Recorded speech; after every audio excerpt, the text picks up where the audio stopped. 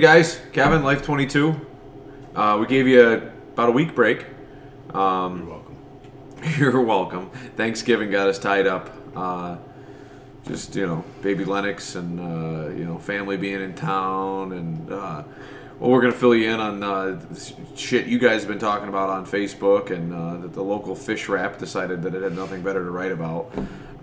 So we'll be going into that a little bit today about your favorite politician. So, and then maybe dabble in Tim's brain a little bit. He wants to start a vlog or a blog or both. Yeah. So we'll dabble in that a little bit. And for those of you who don't know, across from me at the table is Tim the bartender. Hello, everybody. So that's where we are, guys. So we want to start, Tim. Start with vlogging.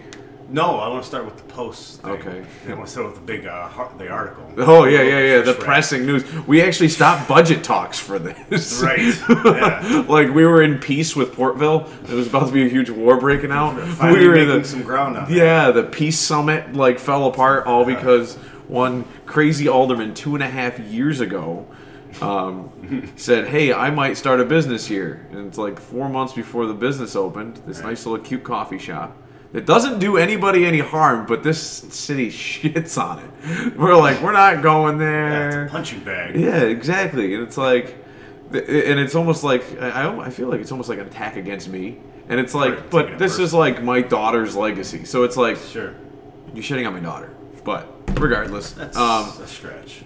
Could be. I mean, the end game, right? If you're gonna give all those cans to homeless people at a food drive, you know what I mean? And you're just no, because I don't like the guy collecting the food.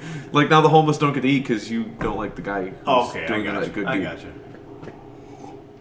So we put in this concrete pad, and I went to DPW, and I said, hey, you guys are the ones I pulled the permit from, right? Yes. And then you go through the rules.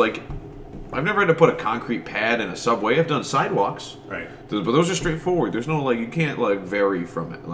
You're in residential. Squares, yeah. You're in residential. You get a 4x4. Commercial, you get a 4x5. You know what I mean? It goes a little longer, and so putting in this pad, I was well, it was concrete, and then somebody patched spots of it with asphalt, and then it degraded down again, and somebody dumped gravel there. And it was just this non-stop, just this big shitty looking thing. It was in front of my business, it was in front of my building. So I said, let's work on a amicable solution. I want to repair it or replace it.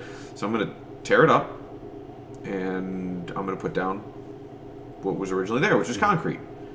So I put down the concrete, and I know when I asked when I was putting the permit in, I said, can it be stamped? Because you can't put stamped concrete on a sidewalk. It's slippery. Right.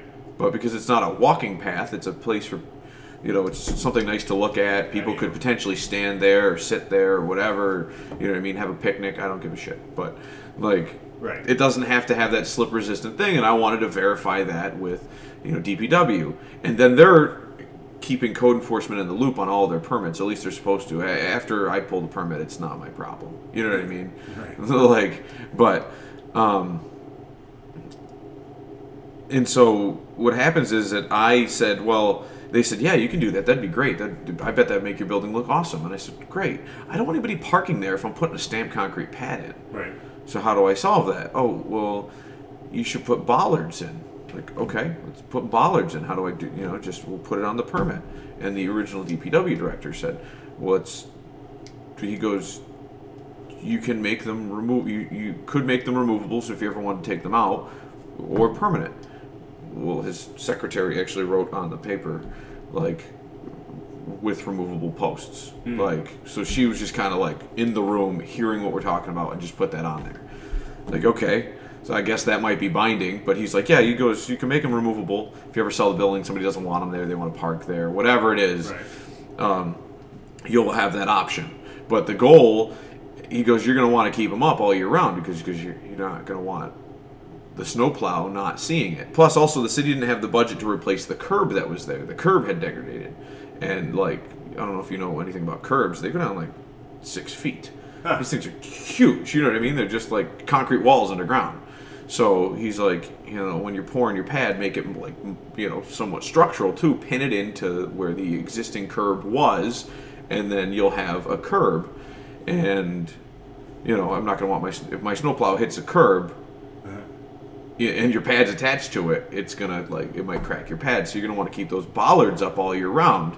The snow would deter people from parking there, so as long as you don't shovel it in the wintertime, because you don't have to, then you'll be good. But it was one of those things. It was like, but you're gonna want to keep it there. And he goes, if you get a if you get a liquor license or a beer and wine license, or the person you sell the building to in the future gets one, they're gonna want it surrounded, so they can include that portion with their license. So like if you have an outside patio or a public right-of-way patio or whatever it is, if it's enclosed, it's not, you know what I mean, you're at a bar, you can walk outside to that spot if it's on your liquor license.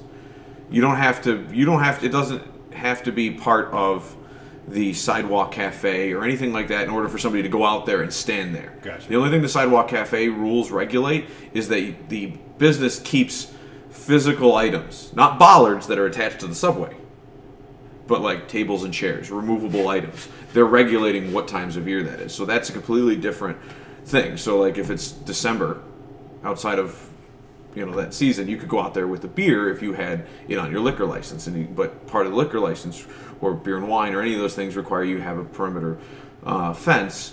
And then the sidewalk cafe, I don't believe it has any of those requirements. Like you could just set up tables and chairs, no bollards, right. no fencing around it. And so he's like, just run a chain between the bollards. And he goes, it doesn't have to be permanent, fancy, whatever, just something that's, puts them there. It'll save you 2 birds, 1 stone, because they're bollards, you're not removing them. No one's going to make you remove chains, and so yada yada. So that was kind of how it all went down. And then all of a sudden, we opened up 6 months later, and then 6 months after then, we got our first sidewalk cafe permit. So bear in mind, these bollards are there the entire time. Code enforcement has 30 days to approve all of the permits that go through DPW. So if I pull a sidewalk permit, it's on the public right of way, DPW gives you a permit, and then you put it in. You're supposed to call Dig Safely, which we did. We call, you know what I mean? You call all these different things. You do everything how you're supposed to. You call DPW, say the pad's done, all this stuff is done, yada yada. They send code enforcement out. They go out themselves. They send their engineers. They do all what they're supposed to do to make sure that you did the job correctly. And because there's a lot of people out there that build houses out of matchsticks and stuff, so they're just making sure. Yeah, but so they do all that. Now, if they didn't get to, you know what I mean, work's done. I saw a DPW truck drive by the next day. You know what I mean? So I don't. Coincidence, or were they checking on the work? I don't know. Right. But I called it in. That's all. They have 30 days to make sure it complies. Otherwise, it automatically does. Or they write on a note in there. You know what I mean? Or if it has an issue, they send me a written letter within 30 days. They didn't. So we start. So all of a sudden now, we go through sidewalk cafe season, and then it ends. And I think it was November 3rd, and I called the office. I said, when is it? Is it the last day in October, last day in November? They're like, oh, last day in October. Oh, I'm 3 days late. Oh shit! We pulled the tables and chairs in. Went through an entire winter, no issue. Went through the next spring. No issue. Sidewalk cafe went up, went in. Literally, the morning, you know what I mean? Halloween night was there, and then the next morning, everything got brought inside. Mm-hmm. The last day, oh, can't have it out today. Bring it all in. I'm getting calls you didn't take your bollards down. You didn't take your bollards down. I'm like, I'm not taking bollards down. You don't remove them in front of your gas meter at Little Caesars or Walmart. Right. You know what I mean? It's just. So what was the problem this year versus last year? I don't what know. Changed? I don't know.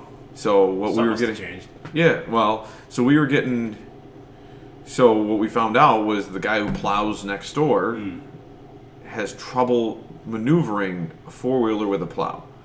Which the reason they made a plow that goes on a 4-wheeler for precision. Yeah. Precision, right. Yeah. If he was I can't wield my big plow on my truck, which you can get within a couple feet with a plow. Yeah. Sometimes you can't make turns and stuff. But when you have a 4-wheeler, that's you have a sniper rifle for snow removal. Right. Everything down to actually having a shovel and a trowel to right. remove snow. You can get down to within, I believe the specs are half an inch with a snow plow on a 4-wheeler. This whole time I thought we were talking about a truck with a plow, no. Having trouble, and he's on a 4-wheeler, still complaining. He's on a 4-wheeler. So this is obviously some sort of personal beef. They're just trying to be He's either trying to be. It's either a personal. Pain in the ass, or... It's either a personal beef, or he has like personal disability that his inability to drive a plow, which then he should find a new career path. You know what I mean? Like, I read to kids, but I can't read. So, like, guess what, bud? Find a new profession. Yeah. Like, if you can't read. If out there is too tight for you on a 4-wheeler with a plow, then yeah, maybe you should be operating any. And now I'm starting to think about it. It's like, you know what? Had the neighbor come to me and said, hey, can you move these bollards? Like, it's a pain in the dick. Like, but, you know, being a good neighbor, I would have done it. But yeah, but that's how we end up with so many stupid ass codes and laws and stuff like that. Because nobody wants to talk to somebody. Nobody wants to just talk. They want to get involved and have somebody write an article or call a lawyer or just be a dick about it. Right, right. Oh, I got to call this person, and I'm going to write my congressman to make a law so that no one can put a bollard near my property. Like, and it's the same people that'll bitch about having all the laws and all the stupid codes and and all. Oh, I can't believe we have so many codes, and I can't believe that there's. Well, if the average human can handle like maintaining like 3 laws and there's 300 on the books, that means every municipality needs like 600 fucking code enforcement officers. Right. Yeah. Like, you can barely twist your own doorknob without breaking some sort of code. You fart in public, you need a permit. Yeah, right. Yeah, it's getting that bad. Where like it's the Ayn Rand thing. Like if the only power the government really has is the power to crack down on criminals.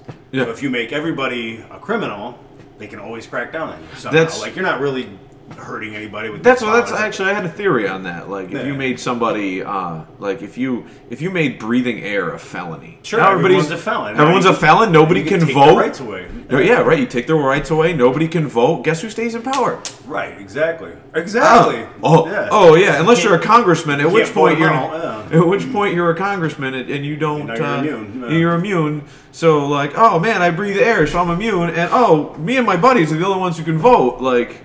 Right, gotcha, American people. You know what I mean? That's what it is. But it's funny that like you and I are having civil conversation about it. I'm a very civil neighbor. Like, I've had neighbor disputes with this property before. You're an exceedingly nice guy. Like, unless you attack me on Facebook. Sure. Like the first guy that like sparked this channel's like extreme interest. Right. You know what I mean? Like I am going to defend myself, and that's what I'm doing now. But I'm still doing it cordially. Yeah.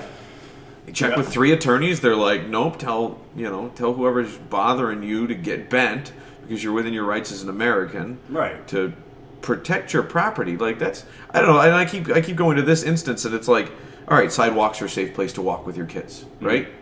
Bollards protect the people on the sidewalk. Bollards protect people on the subway, right? So it's like one of those things. Like, all right, it's making a safe space, and by removing them, you're making it unsafe. Right, like you're you're making it subject to both property damage, and loss of life. And I'm like, okay, well, so now my patrons are safe. People that are standing on the pad are safe. Not that those bollards are anything special. Like, Tim Hortons windows are rated for like structural steel. That's where we get in this litigious nation. We start hair splitting details. It's nonsense. You know what I mean? But that's like telling me that like, hey, Kevin, you just made your sidewalk safe, but and you followed all the rules. Like, I didn't go up there a lot of times. Now I want to bitch about something else and make you do something else. But it's like, Kevin, you followed all the rules, and like when I go up to like DPW or codes, and I'm pulling a permit that I've never had to pull before. I've never had to put concrete in a subway before. Yeah. So I went up there and asked questions. Sure. It wasn't like, hey, I'm going to do this, like, screw you. Like, no, I went up there and I said, what do I need to do? And they're like, oh, this is a weird one. We've never gotten this one before. Yeah. They're looking through the laws, and they're, you know what I mean? They're checking with codes. They come back like, no, you're good, man. Like, just do it this way. Do it this way. And then all of a sudden it's like, you're an asshole and you're doing this. Like, this happened before. A bunch of state union clock watchers. They don't know shit from Shinola.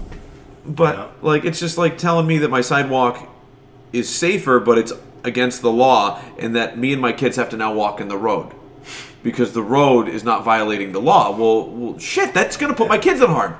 And then it's like, no, well, I'm not going to stand here in the road with my kids, so I'm going to try to take them to the sidewalk, and there's somebody on the side going, you step foot on the sidewalk. You step foot on. You know what I mean? Like, that's what I feel like. It's like, no, I'm trying to take something precious to me. Something like, I spent a lot of money on that pad. When you put idiots in charge, you're never going to do anything right. I mean, they're always going to be offended by everything, or figure out how you've done something wrong, or yeah, you know. Ugh. it never ends, you know. But had somebody just come to me, I would have moved codes. I would have moved those. I would have moved one or two of the bollards to make any problems they had. Sure. But they, the fact that they just like went to codes, they didn't contact me, like, and then like the added caveat is like now that I start thinking about it, like, oh, now you're making the government force me to remove them. Yeah. Something to protect my property. So if anybody gets damaged, if anything gets damaged on that property, who do I go after? Right? Like a car parks there and it cracks the pad because we didn't build it to handle the weight of a heavier vehicle. Right. Like, who pays for that? But at the same time, now I'm thinking like, this stupid guy who apparently can't drive a four-wheeler, the guy that can't drive a four-wheeler, like 9-year-olds can drive a four-wheeler and plow within centimeters, and this guy can't. So he's going to be trusted to ride a snowplow blade over my pad because he can't make the turn. And if he's riding the blade over my pad, what's the likelihood that he's going to scratch the surface off? So, it's stamped concrete, like that. Sure. So like, the very things that were up there to guide him to not destroy the pad, allowing him to dump snow on my property, which is against the law. This is what you want him to remove. Yeah. No. Yeah, it's see, he's gonna dump snow on my property, and the other thing is like if he was going the other way, like up the driveway into his customer's property, right, which is where you're supposed to dump the snow. You're not supposed to remove the snow from your property. You're supposed to clear pathways. Okay. So he comes down the driveway. So first off, he wants to dump some of the snow onto my pad and run his blade across my pad. And then he also takes the snow and he dumps it into the city street, which is a huge violation. Like that's like driving without a seatbelt, or like almost hitting a kid in a crosswalk. Like that's throwing snow in the street. It's not like the grass clippings in the street thing. And I get the purpose of what if you're shoveling your sidewalk? Can you toss it out into next to the curb? Is that a you can turn it off? You can throw it off to next to the curb, or like on the subway. You clean off your sidewalk, and the subway is the part between the sidewalk and the road. Right. You can throw it there. But you're not supposed to throw it in the street because the plows are coming by to clear the street. Right. Like, that's why they give you tickets for parking when they're plowing, kind of thing. And like, I kind of understand the whole grass clippings thing, but it's not as extreme. You know what I mean? You throwing a shovel full of snow out in the street that just got plowed is like throwing a banana peel in front of a pedestrian. Like, whoop, it's a slipping hazard. You know what I mean? Like, they just plow the freshly thing. The salt truck hasn't come yet. You know what I mean? Well, it's better than being on the sidewalk, isn't it? Isn't that where they're actually going to be walking, the sidewalk? True.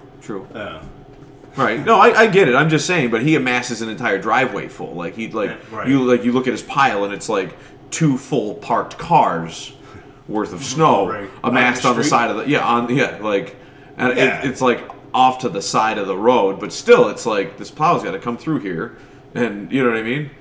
Or he'll plow it in between 2 cars. Now it's like, well, I gave myself some space when I was parking this morning because I knew I had to like gun out of this, parking spot because I was going to get plowed in a little bit. Right. But now there's a giant 10-foot wall. I can't move 2 inches back or forward. Like, feel bad for that guy. Right.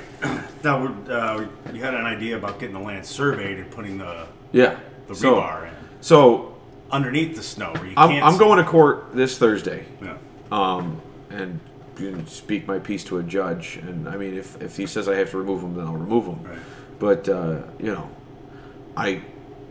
I kind of don't want to I don't want to go down. I want to go down swinging, kind of thing, because this is something I spent a lot of time and money on, and then all of a sudden 3 years later it becomes an issue. Not a problem. But I'll remove them if a judge says I have to. But then I was talking to 3 other attorneys, and they're like, "Well, yeah, you can remove them.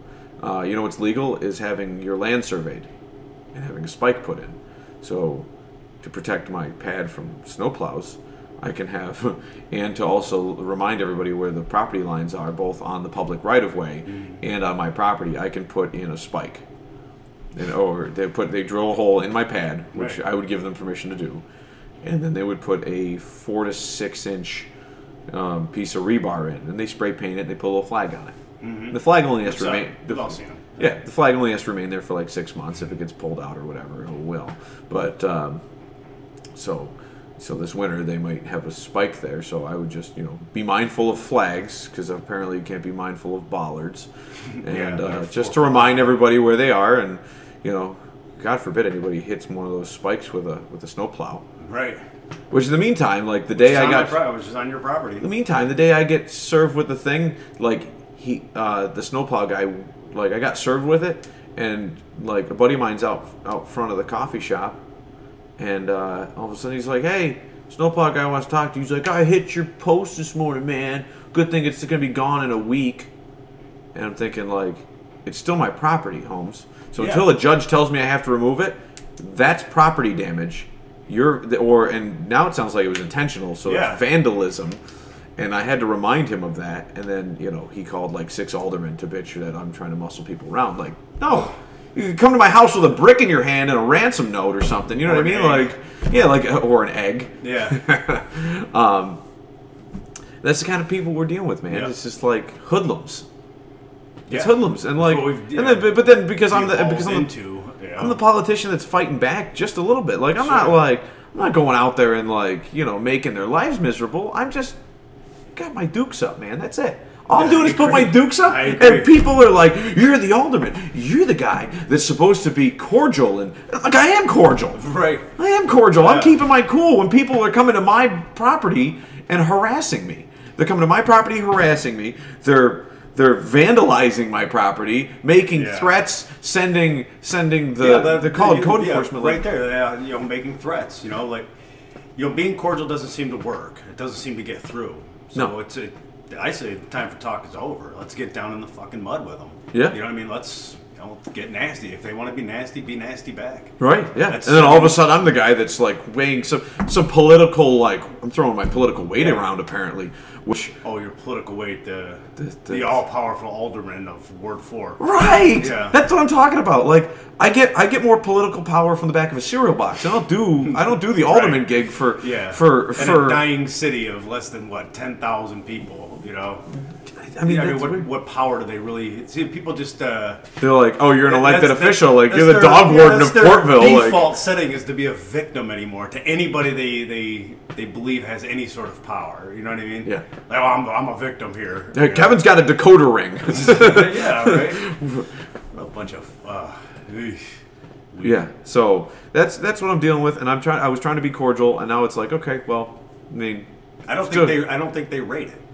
You know, people like this that are going to be petty. Be petty back. Yeah. You know, keep a running total of what it costs to get it through the courts. I was like, hey, I didn't. You know, if you would have come to me, said remove these things, you know, we can work something out, we'd have done it. It's always happened in the past. You know what I mean? Exactly. There's no reason it couldn't have happened. Hey, your tenants. You know, I was like, yeah, you know, like here's what it costs for, you know. No, I've been. Here's what it cost you, the taxpayer, to resolve this nonsense that didn't have to happen. You know, we're talking. Yeah, put it on them. Yeah. If you want to be a pain in the ass, you got to pay for it. Right. You know what's funny is like in the past 6 years of owning this building, 7 years, something like that. It's I've had tenants that have been like they'll.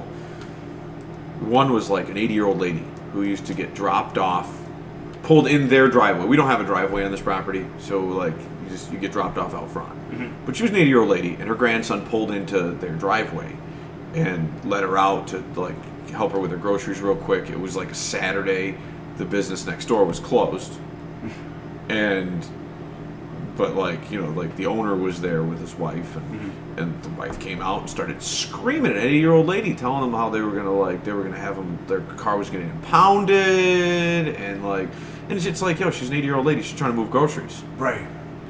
So, like, I went over and I was like, I'll tell the tenants not to do this. They wrote me nasty letters. Like, right? Like, yo, first off, they parked there for, like, 2 seconds. Sure. Right? Like... a little bit of an overreaction. Right. And then they wrote me nasty letters about it. In addition to, like, making an 80-year-old women, a lot of times, as soon as not younger, but, like, you know, middle-aged person starts telling them that they're going to go to prison, like, they usually listen. They don't even care, like, what it's about. Like...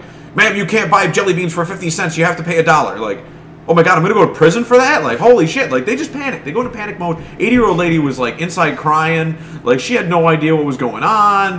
Her grandson's car's going to get impounded. He's going to be a felon. Like, that's what she's thinking, right? Sure. And then I'm getting a nasty letter about how I'm going to get dragged to court. I'm like, I'm not going to get dragged to court. I will speak to the tenant. And then for a year, They would call me, and I would show up and help the grandson load her groceries and help his grandmother into the apartment. Huh. She was there before I bought the building. So it was like one of those, like, you know what I mean? Like, it wasn't like I just said, hey, this is a great apartment for you. She just always lived there. Mm-hmm. So I helped him move her for a year. And then she went off to, you know, live somewhere else, somewhere more amicable for her, you know, diminishing stature. Gotcha. I know what you mean. But like I helped them for a year. Like they weren't helping the, you know, like the 80-year-old lady. Like there was nothing in my lease that said that like she got help. This was an assisted living facility. I just did it because I was trying to be a good neighbor. I don't want to hear my neighbor's bitch that it, you know, like an 80-year-old lady, you know, like it's just what a dark soul. You know what I mean? Like to wake up and have to be that person, you know, like to have to deal with that. Like how many bats can I bite the heads off of today? Yeah, just like, to deal with that weight, you know, the darkness in your life. Yeah. Oh man, I just all day long I just picture them searching, you know, like at the ready at the window with their binoculars. Like a recovered drug addict. They're just like, I've got this giant evil that's trying to fight its way into my life. Like, no other side of me. I'm not gonna eat any puppies today. Not today. Yeah, I'm sure they're at the window or the door of every door slam. You know what I mean? Every car horn. They're like, somebody's doing something wrong. I got my knife. He's sharpening their knife. Let's figure out how to be offended. Yeah. You know, steal some souls today. Yeah, it's and I've always been the good neighbor. I've had neighbors on the other side. We park. Nice guys finish last. It's time to stop being nice. I guess. You know, it's not. You know, I mean, people have been turning the other cheek since all this horse shit started. The litigious nation since the '60s. Yeah. Since the greatest generation came out and shit out the worst. You know. So I mean, we turned into a bunch of, you know, people that can't handle anything. So how we'd be involved in this nonsense. We got 8,000 laws in a little fucking town. Yeah. You know, and people we should be able to just talk to each other. That it's funny that like people are dying like left and right in this town from like, you know, like buildings falling down on them or catching them on fire. You know what I mean? Like they're just there's a ton of other issues in this area. That's what I'm saying. Yeah, 210 South Clinton Street. All right. Take a look at that one. How about anywhere, right? The building next to Mickey's, you know, there's another one. How about, you know, go down Green Street, you know, look at, you tell me there's no code violations there? Nobody's complaining about that? Right.Hy not? People don't make a trip down there. Why? It's an unsavory neighborhood. Well, maybe you maybe you should call for something like that. I go down to West Green Street all the time. I see all the code violations. Those people are citizens, you know. Maybe they don't deserve to live like that. Maybe they'd like to help too. Right. You know what I mean? Maybe if you know, code enforcement went down there and saw what the problem is, we could start fixing it. You know, instead of dealing with piddly ass bullshit like this. You know, it's not what we should create a cop show.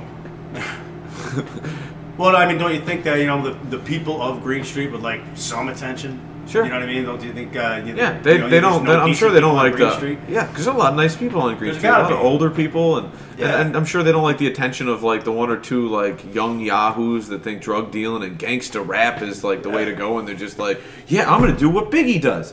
I'm gonna smack this hoe. I'm gonna sell these drugs. You know what I mean? Like, you get the idea. Yeah. I'm sure they would like to be. And those people are in the newspaper. That's the attention they're getting. Yeah, I would. You know, like I'm sure they would like to be able to talk their dog or walk their dog at night. Wants to take a piss or something like that, and not fear for their life or fear about getting harassed or who might be out there. You know what I mean? I don't know how bad it is. You know? But certainly I've driven down. But more people I grew up on South Clinton Street, and I know Green Street pretty well. So. Right. You know. But it's funny because like literally. All I'm saying is like, you know, there's some people that suck up all the attention, and there's some people that don't get nothing. You know. Yeah. When they deserve the help the most, or maybe not deserve it, but need it. Yeah. Most, you know what I mean? At least a direction to go in. Yeah. You know? It's anybody that ties up the court or costs the taxpayers with petty little problems you could have solved yourself is a punk. Yeah. You know. That's you know, because the quickest thing would have been like catch Kevin out front. Come into the coffee shop. I've got a person here. It's a public place. You can come in and come in and like leave a note. Like, hey, I lost Kevin's phone number. Like my phone number, I've given my phone number, and I haven't changed my number since I've had it. It's not like you're running and hiding. Did you have to go to these meetings every week and all this other stuff? Yeah. Town council. Yeah. So if you're tech savvy, there's Facebook, there's YouTube, The coffee shop. There's Pinterest and Twitter. There's LinkedIn. There's all sorts of ways to get Kevin online. There's email. You can do. I've had nasty notes delivered to my door. June loves those. Some person who keeps calling me the Elderman. Wow, what, in your house or here? Yeah, they deliver it to my house. My house is like nasty notes. Like, what do you mean? Like Dear Elderman. We call them the Dear Elderman letters. We get like these random letters from some. The penmanship is illustrating that it's like a middle-aged or old, aging woman, based on the penmanship and the demeanor in which she speaks. We've been watching you. You look very dapper on your way to your meetings with your hat on. Like, who the fuck is watching me? Like, they started creeping me out, but like, there's a lot of things that they say that are very like uncannily like old white lady racist. You know what I mean? Like, oh, we see you got your grant for the African American Society. Hopefully we can channel them back. And I'm like, what is this garbage? Like, yeah, like channel them back. Yeah, or we've got a problem down in our neighborhood. We've got pygmy people selling drugs. And I'm like, what the fuck is we get? Where are the pygmies? South America? Africa? Are they Africa? I thought I think they're. I don't know. They're like the little. I thought they were South America. I thought they were the little people that shrink heads. You could be right. Anyways, I know they're not in Olean selling drugs. But it's a very ignorant attitude. I get what you mean. There's a very ignorant attitude to these letters that I get, and a lot of it's like, Sure. Yeah. Just the whole we're watching, we're keeping an eye on you. They try to come off as intimidating, like they're gonna, we see that you're part of the GOP, just like us, and it's like, just thinking there's like a bridge club sitting, you know what I mean? Yeah. A bunch of people playing Old Maid and just writing letters. Like, what should we tell them next? I'd be very interested to meet. They just show up at my door. They get stuffed in my door. So, anyways, but I get those surveillance camera. I mean, if there's walking right up to the door, right? My address is public knowledge. Like every elected official's address is public knowledge. But I'm like one of the few people that have my phone number on Facebook. Like my phone number is on Facebook. Most people don't fill that line out. Right. Like I don't put my address on Facebook, but they know that I became a public official. It became advertised. I think I'm like the only alderman that has his cell phone number is actually the legitimate cell phone number. Like the other ones have like a separate cell phone that they pay for that calls go to. Like I have one phone number for everything. You call me, you get me. Gotcha. That's it. Like this ship ain't running with a secretary, so like right. Yeah. But yeah, like I have people come in all the time. They leave messages here at the coffee shop, or they'll call the city and leave messages. They'll email the city. They'll write me letters. They'll hand deliver letters. What's the tone of these? Are they all negative or? No. Yeah. A lot of them are just people trying to get a hold of me. Hey Kevin, I heard that you can fix a toilet. Hey Kevin, hey Kevin, do you have an apartment for rent? Hey Kevin, hey, good job on this or that, or you know what I mean? It's just one of those. So we have we have the Bridge Club sleeper cell. It's like literally hand delivering. They're trying to channel them all back. Yeah, we're just making sure that you're keeping on point. Like they're the Freemasons. They're onto something. As soon as we get rid of these pygmies, selling drugs in Olean. Yeah. Problem solved. Shrinking heads. Yeah. Business will come back. The weather will improve. Right. People, man, I tell you these. But that's. I mean. But to the original point, there's no reason that somebody could have I left you messages. Like, no, you didn't. I reply to all my messages. Right, yeah. I usually pick up the phone regardless who's calling me. Like, I don't know this number, but hello, how you doing? Like, that's very rare. Yeah, it's very available now. Yeah, I pick up the phone every time, and sometimes hey, baby Lennox is in the hospital. Like, they make you surrender your phone at the door at Children's Hospital, right. Because of the turbulence or whatever. They don't want I don't know. They don't want the phone interfering with kids' breathing machines or whatever the line is. Yeah, they say so. They don't want you to be distracted on your phone, and phones are germ-carrying devices, and just all these different reasons. Just surrender your phone. Here you go. Put it in the bag. My name's Kevin. That's my phone. We'll see you in an hour. We come out of the Children's. You get your phone back. Oh, I missed a bunch of calls. Driving back from Buffalo, like put it on the Bluetooth. Like, hey, Cat. Hey, yeah, it's Cav. I'm calling you back. Like, it's not like a week later, you know. So there's no reason that people couldn't reach out to me and be amicable. But instead, they're, you know, taking us to court. And whatever. We'll deal with that. So if you had to choose, who would you say is really the catalyst for the complaint? The snowplow guy or the neighbor? Or is it both? Or do they just kind of like conspire? You're like, no, not conspire, but like, do they both get pissed off at the same thing and decide?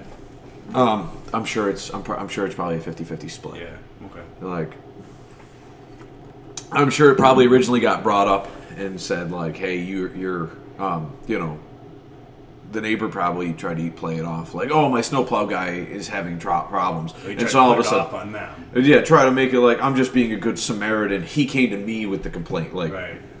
Yeah, your snowplow guy can handle himself, sir. Right. Yeah. Your snowplow guy has no problem getting the attention of other aldermen. Right. Yeah. Yeah. He's no wallflower. That's for sure. Yeah. So. But no. I mean, we've got that, and we're. I guess we'll have to. Yeah, we're. I got to get the hell out of here. I got to get Quinn, get her to school. Yeah, you do. Yeah, so. You have duties. Yeah. Being a dad. So, but, yeah. Yeah, that's the bollard problem in a nutshell. It's the bollard problem in a, 30-minute nutshell. You said court was when? This Thursday. And then also, this Wednesday, I'm a speaker at the Young Entrepreneurs thing. I don't get to make many opportunities to speak publicly and to young kids. So between the ages of like 14 and 18. Cool. So nice widespread kids that want to, taking learning about being your own boss and stuff like that. So I'm giving a speech on accounting and a bunch of other different things that you learn as being an adult. And I got like a 45-minute speech to give. So okay. At Boundless Connections here in Olean. So I don't know if it's open to the public. I know that the speech is for the kids. So like you can come and watch me speak, or you could just go on, watch me speak every twice a week. So, right. Yeah. Right. Right. So, but can't get enough. Yeah. I know. Soaking it in, people. But it was good seeing you guys. We will see you on Thursday, and don't forget to like, subscribe, and comment below so me and Tim know what you think about what we've got going on. How right we are. Yeah.